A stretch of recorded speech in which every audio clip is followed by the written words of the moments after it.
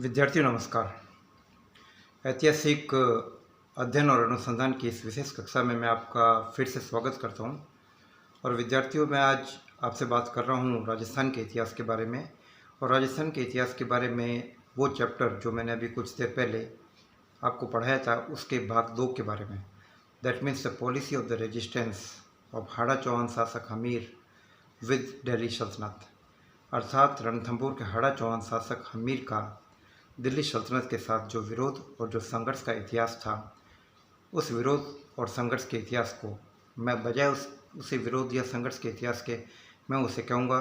हमीर की आन मान मर्यादाओं का संघर्ष, हमीर के सांस्कृतिक मूल्यों की रक्षा के लिए संघर्ष, और हमीर ने शरणागत को मदद देने के जिस वचन को उठाया था, उस वचन का निर्वहन करने की परंपरा का संघर्ष। भले ये संघर्ष दिल्ली सल्तनत के सुल्तानों के लिए अपने राजनीतिक प्रभाव का संघर्ष हो या अपनी राजनीतिक सीमाओं को बढ़ाने का संघर्ष हो, लेकिन विद्यार्थियों, यह हमीर देव के लिए संघर्ष था, अपनी मर्यादाओं और परंपराओं की रक्षा का संघर्ष था। तो इससे पहले कि भाग प्रथम में हमने ये देखा कि किस प्रकार से सुल्तान जलालुद्दीन फिरोज खलजी रणथंभौर की हाड़ा चौहान ताकत से घबराकर बीच में घेरा उठाकर वापस चल पड़ा। अपने सरदारों और विशेष रूप से मलिक अहमद चप के कई बार समझाने के बावजूद सुल्तान जलालुद्दीन रणथंभौर का घेरा उठाकर वहाँ से निकल पड़ा। सुल्तान जलालुद्दीन का यह कदम एक प्रकार से काफ़ी निराशा का कदम था, और विशेष रूप से उन युवा खलजी सरदारों के लिए जिन्होंने कि ममलूक सुल्तानों से संघर्ष करके दिल्ली का तख्त हासिल किया था, और एक ऐसा दौर जिसमें कि खलजियों को अपने पांव मजबूती से जमाने की जरूरत थी। ऐसी स्थिति में जलालुद्दीन फिरोज खलजी द्वारा रणथंभौर से वापस लौटना और यह कहना कि ऐसे मुसलमान ऐसे रणथंभौर जैसे कई किलो की कीमत मेरे मुसलमान सिपाही के सर के एक बाल के बराबर है, तो यह कथन और कुछ नहीं है बल्कि अपने आप में जलालुद्दीन की कमजोरी को और उसकी भीरुता को दर्शाता था। तो जो भी हो, इस कदम के परिणाम स्वरूप दिल्ली सल्तनत के खलजी सरदारों में जलालुद्दीन की प्रतिष्ठा कम हो गई, और इसका फ़ायदा उसके भतीजे और उसके दामाद अलाउद्दीन खलजी ने उठाया। और अलाउद्दीन खलजी के नेतृत्व में महत्वाकांक्षी खलजी सरदार एक साथ हो गए, और देवगिरी से मिली हुई अकूत संपदा ने अल्टीमेटली दिल्ली की सत्ता सुल्तान अलाउद्दीन खलजी के हाथ में स्थानांतरित कर दी, और 20 जुलाई 1296 को अलाउद्दीन खलजी दिल्ली का सुल्तान बना। विद्यार्थियों, अलाउद्दीन खलजी उन शक्तिशाली सुल्तानों में से एक था जो केवल रणथंभौर से संतुष्ट होने वाला नहीं था, वह सिकंदर महान के कारनामे को दोहराना चाहता था, वह विश्व विजय करना चाहता था। इसलिए उसने सिकंदर ए सानी अर्थात द्वितीय सिकंदर की उपाधि धारण की। तो एक ऐसा महत्वाकांक्षी सुल्तान जो विश्व विजय करना चाहता है, जो सिकंदर ए सानी की उपाधि धारण करता है, तो वह किस प्रकार से रणथंभौर जैसी दिल्ली की निकटवर्ती रियासत को स्वतंत्र रूप से छोड़ सकता था। ऐसा महत्वाकांक्षी सुल्तान, भले ही कोई और कारण होता या न होता, भले ही शरणागतों की रक्षा का कारण होता या न होता,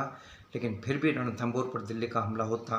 क्योंकि रणथंभौर पर हमला करने के लिए वही कारण अलाउद्दीन के पास था जो कारण देवगिरी पर हमले के लिए था, जो कारण द्वार समुद्र पर हमले के लिए था, जो कारण चित्तौड़ पर हमले के लिए था और जो कारण गुजरात और जालौर पर हमले के लिए था।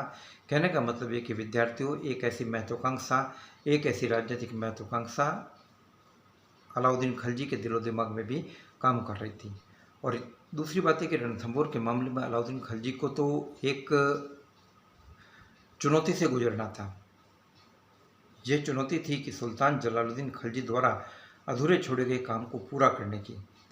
इसको पूरा करने के बाद ही वह अपने खलजी सरदारों के मन में और अपनी जनता के मन में अपनी वीरता और अपने राजनीतिक प्रभुत्व की छाप को छोड़ सकता था। इसके अलावा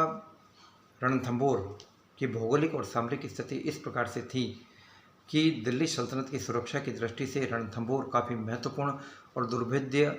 दुर्गों में से एक माना जाता था। इसलिए इसकी सामरिक रणनीति भी इस प्रकार की थी कि वह दिल्ली सल्तनत को आक्रमण के लिए बुलावा दे रही थी। और राजनीतिक महत्वाकांक्षा के अलावा दिल्ली सल्तनत का रणथंभौर पर, अलाउद्दीन खलजी का रणथंभौर पर हमला करने के लिए एक और बड़ा कारण उपस्थित हो गया, और वो कारण था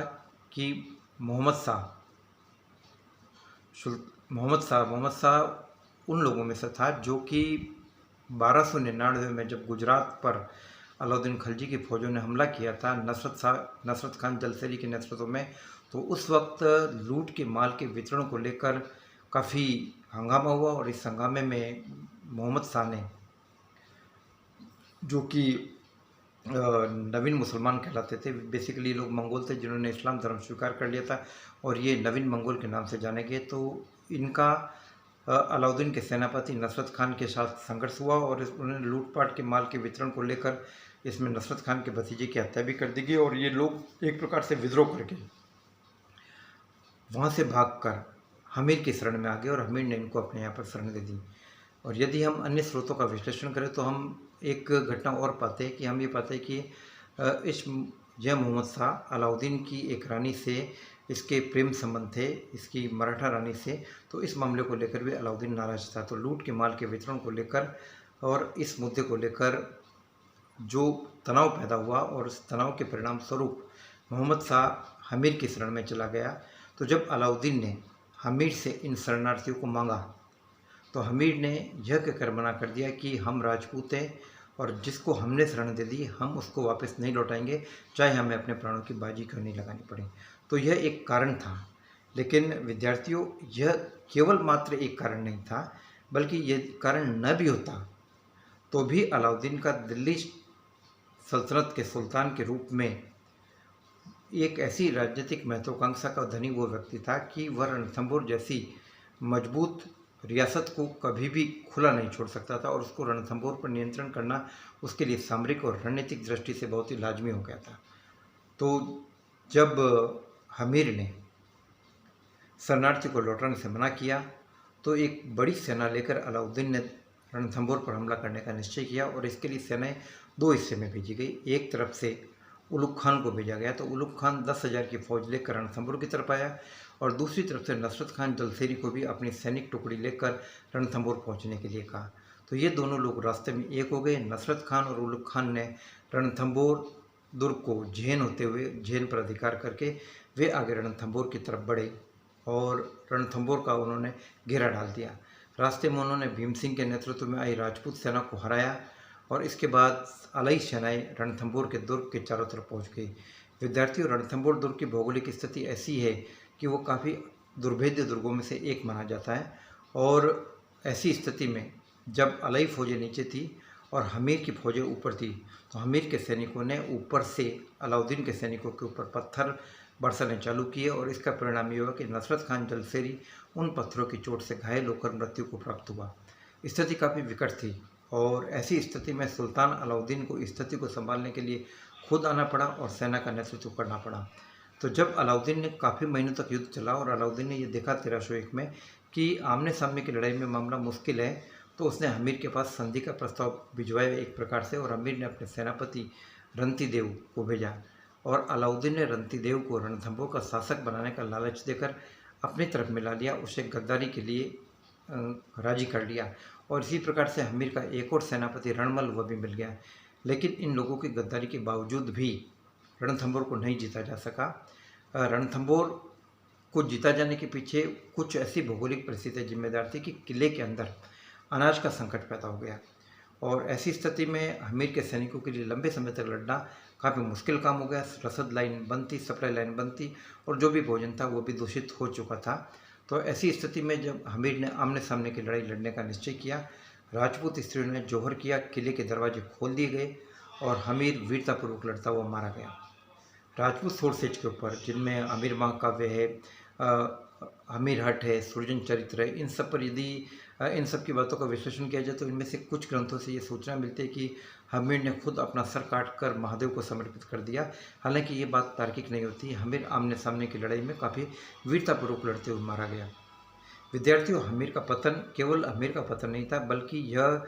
एक उस दौर की शुरुआत थी जिसके साथ ही राजपूत रियासतों के पतन की और गुलामी की प्रक्रिया प्रारंभ होती है, उनकी अधीनता की प्रक्रिया प्रारंभ होती है। इसके बाद 1303 में राजपूत स्टेट चित्तौड़ का पतन हुआ, इसके बाद में सिवाना का पतन हुआ, जालोर का पतन हुआ। तो यह एक प्रकार से एक उस प्रक्रिया की शुरुआत थी जिसके द्वारा राजपूत रियासतों की कमजोरियाँ, उनकी आपसी फूट उभर कर सामने आ गई। और जब हमीर ने संघर्ष किया तो उसने अकेले संघर्ष किया, कोई अन्य राजपूत स्टेट उसकी मदद के लिए नहीं आई। उस दौर में अलाउद्दीन जैसे शक्तिशाली दिल्ली सुल्तान से लड़ने के लिए केवल हमीर की ताकत पर्याप्त नहीं थी। इतिहासकार के एस लाल विद्यार्थियों एक प्रख्यात हिस्टोरियन हुए जिन्होंने खलजी क्रांति का इतिहास लिखा है। अलाउद्दीन एंड हिज टाइम्स के नाम से उनका काफ़ी महत्वपूर्ण काम है और उन्होंने हमीर का मूल्यांकन करते हुए लिखा कि इसमें कोई संदेह नहीं कि हमीर एक बड़ा वीर शासक था, बड़ा योग्य शासक था और शरणागत की रक्षा में वो निपुण था। अपनी शरण में आए हुए व्यक्ति की रक्षा के लिए वो हमेशा आगे बढ़े हुए रहता था। तो ये जानते हुए भी कि अलाउद्दीन की सेनाओं से उसका मुकाबला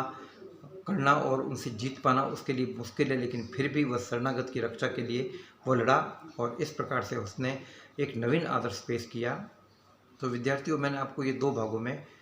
आपको समझाने की कोशिश की और आगे की कक्षा में मैं अन्य राजपूत स्टेट्स के दिल्ली सल्तनत के साथ प्रतिरोध और सहयोग की नीति से संबंधित विविध बिंदुओं का अध्ययन करूंगा। और मैं आपको एक सलाह दूंगा कि आप भी राजस्थान का इतिहास जब भी अध्ययन करें तो ज़्यादा से ज़्यादा सोर्सेज से उसको समझें और विशेष रूप से आप इतिहासकार डॉक्टर गोपीनाथ शर्मा द्वारा लिखित राजस्थान का इतिहास इस चीज़ को पढ़ें, इस पुस्तक का आप अध्ययन करें तो आपको तथ्यों को गहराई से समझने में मदद मिलेगी। पासबुकों और इन चीज़ों से दूर रहे और ठोस विषय वस्तु का ही आप अध्ययन कीजिए। जय हिंद, जय भारत।